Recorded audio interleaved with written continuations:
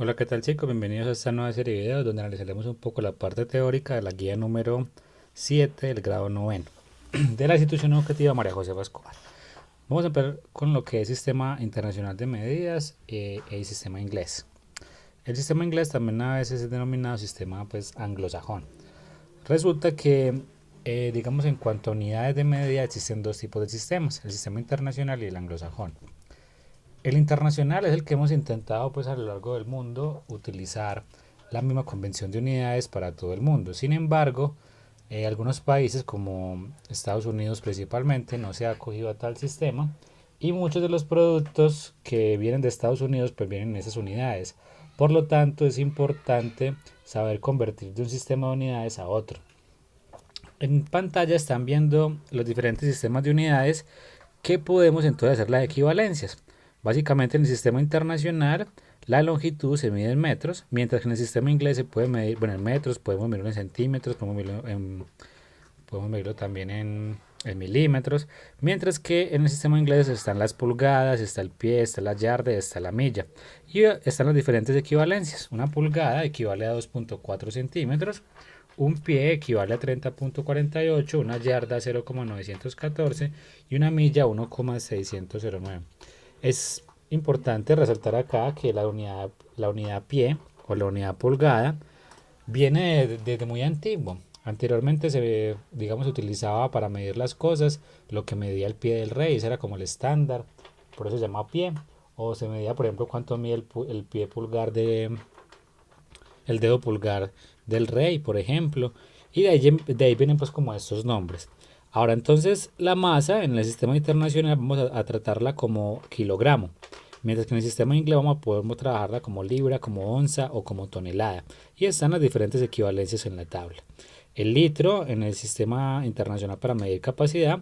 Y en el sistema inglés están los galones, el cuarto de galón y el pie cúbico. Y tenemos las diferentes pues, conversiones. Un galón es 3.785 litros. Un cuarto de galón es 946.4 mililitros. Y 28.32 litros equivalen a un pie cúbico. Vamos a hacer un ejemplo de cómo convertir de una unidad a otra. Entonces tenemos que en una carrera atlética Jorge recorrió 80.06 pies y Andrés recorrió 56 yardas. Entonces, ¿quién recorrió la mayor distancia? Si estuviéramos acostumbrados a este sistema inglés, pudiéramos decir directamente quién recorrió más, pero como nosotros estamos acostumbrados al sistema internacional, vamos a trabajar esas distancias en metros. Entonces, para convertir esas distancias en metros, lo que vamos a utilizar es el factor de conversión. Inicialmente, observe que la tabla relaciona pies con centímetros, o sea que primero vamos a convertir esos pies a centímetros. Observen que un pie es 30.48 centímetros. Por ende, entonces lo que yo voy a hacer es utilizar un factor de conversión, a eso se le denomina.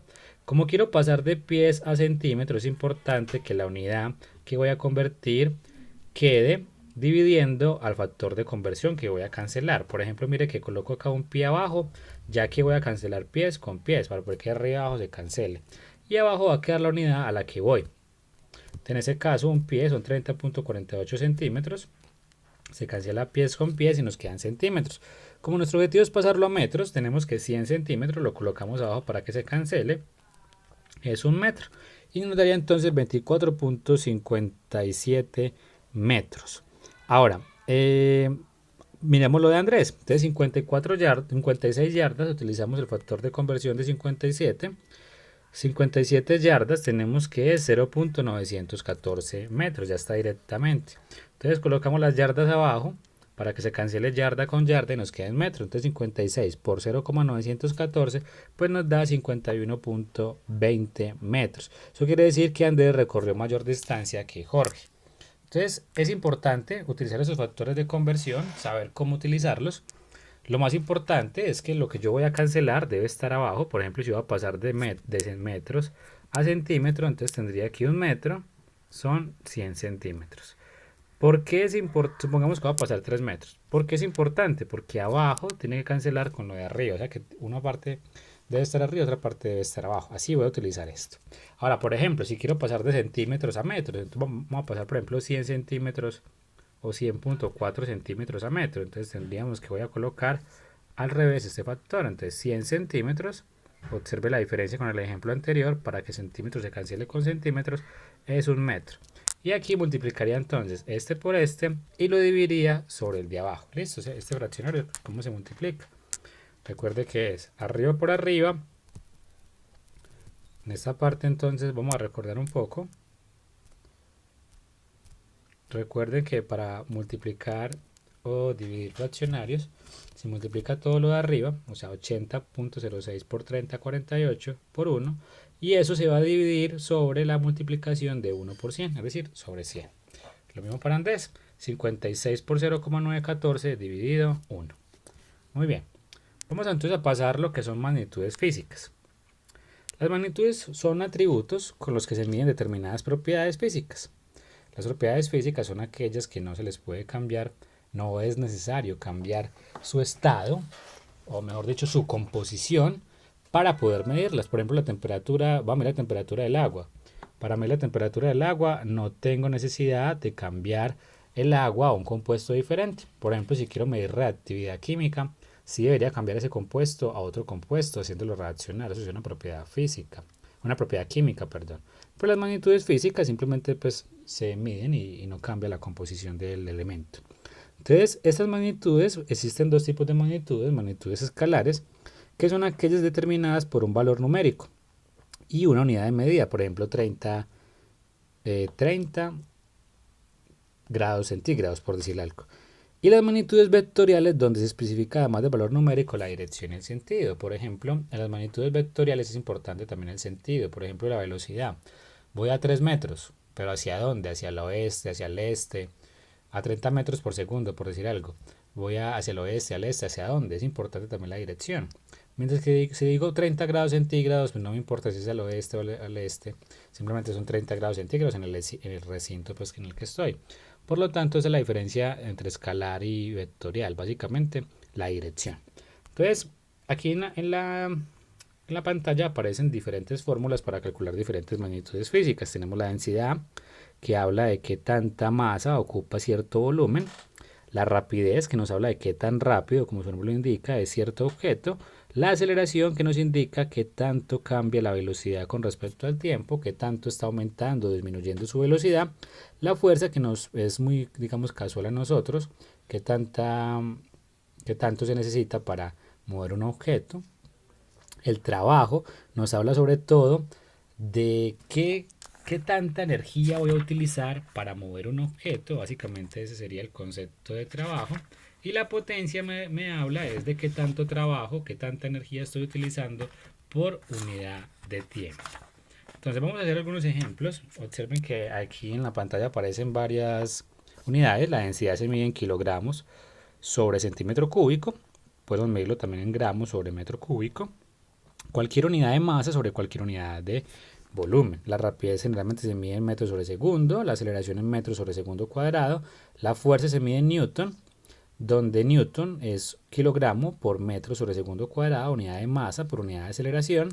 El trabajo se mide en joule, que es newton por metro, joule es una unidad de energía, y los watts se miden la potencia se mide en watts o en vatios. Vatios es una unidad de joule sobre segundo, básicamente qué tanto energía se gasta en un segundo. Lo mismo, entonces tenemos también la energía potencial, que tiene que ver con la altura de un objeto, qué tanta altura tiene con respecto a cierta altura, y la energía cinética, que tiene que ver con el movimiento. Ambos son medidas en joules. Mire que la unidad de trabajo, la energía potencial, la energía cinética, tienen la misma unidad de medida, o sea, joule, porque las tres hablan de energía. Vamos a hacer algunos ejemplos, como utilizando la fórmula simplemente. Primero, un avión parte del reposo, acelera en la pista y en 29 segundos alcanza una velocidad de 260 kilómetros. Para determinar su aceleración se realiza el siguiente procedimiento. Observen la tableta, la aceleración estaba dada por la velocidad sobre el tiempo. El cambio de velocidad con respecto al tiempo.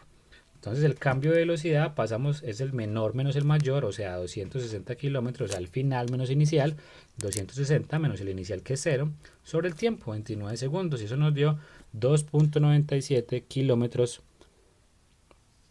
kilómetros por hora sobre segundo. Ahora, aquí es muy importante saber cómo convertir esta unidad a metros sobre segundo cuadrado, que es la unidad básica. Observen lo siguiente, entonces tenemos 8.97 kilómetros. Este hora es como tenerlo abajo en el denominador, o sea que tenemos hora y tenemos segundo. Y para pasar entonces esto a metros sobre segundo, pues vamos a utilizar el sistema de conversión según las unidades que necesitemos. Si necesitamos metro, entonces kilómetro, vamos a colocar que 1000 kilómetros, perdón, que 1 kilómetro, la conversión en metros que sería 1000 metros. Para que kilómetros se cancele con kilómetros y la respuesta nos quede en metros. Ahora estas horas las necesito en segundos, necesito que se cancelen arriba, entonces voy a tener que una hora son 3600 segundos. Entonces al cancelar hora con hora la respuesta nos va a quedar en segundos. Si esta respuesta nos queda en segundos, observe que segundo por segundo pues da segundo cuadrado. ¿Qué es lo que tenemos que hacer acá? 8.97 por 1000 por 1 dividido 1 por 1 por 3600. O sea que sería 8.97 por 1000 dividido 3600. Y esta respuesta entonces nos daría 2.49 metro segundo por segundo. Y esto básicamente tenemos que 2.49 segundo por segundo pues nos da segundo al cuadrado. Se suman los exponentes, es como tener un 1 y aquí es como tener un 1, entonces 1 más 1, 2. Muy bien, veamos otro ejemplo. Tenemos la fuerza.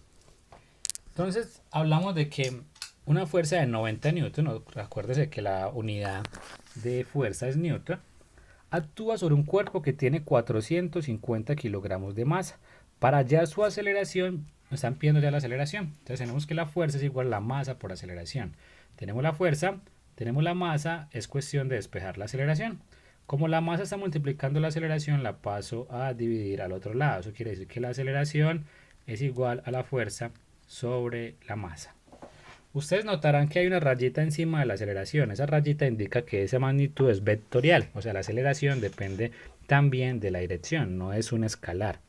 Entonces la aceleración queda entonces definida la fuerza, que es 90 newton, sobre 450 kilogramos nos da 0.2 metros sobre segundo cuadrado. Aquí es algo importante. Tenemos newton sobre kilogramo. ¿Cómo eso puede dar metros sobre segundo cuadrado? Observen lo siguiente. Newton, según la tabla anterior, es kilogramo metro sobre segundo cuadrado. Y aquí tenemos entonces kilogramo, abajo según nuestra definición. Aquí tendríamos que hay un 1, cuando no tenga nada es porque hay un 1, multiplicamos, se llama la ley de la oreja, entonces queda kilogramo por metro por 1, pues kilogramo metro. Y abajo nos quedaría segundo cuadrado por kilogramo.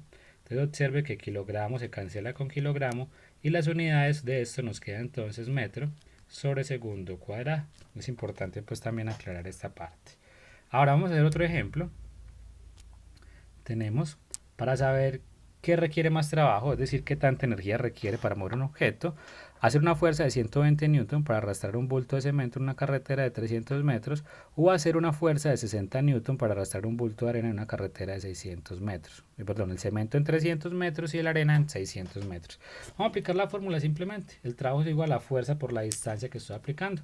Entonces la fuerza en uno de los experimentos es 120 por la distancia que recorrió, o sea 300 metros, y esta unidad es julios, entonces 36.000 julios de energía. Ahora, entonces el otro, la arena, sería 60 newton por 600 metros, nos daría 36.000 julios. Eso quiere decir que requiere la misma energía mover un bulto de cemento en una carretera de 300 metros o un bulto de arena en una carretera de 600 metros, sabiendo que el bulto de cemento requiere una fuerza de 120 newton para moverla y la arena necesita una fuerza de 60 newton. Muy bien. Ahora, tenemos entonces que el trabajo como tal, es importante aclarar acá que el trabajo se define como qué tanta fuerza requiero para desplazar un objeto. El julio como tal se define como la fuerza de un newton sobre un cuerpo que se desplaza a un metro, se podría definir así. Ahora, entonces la potencia,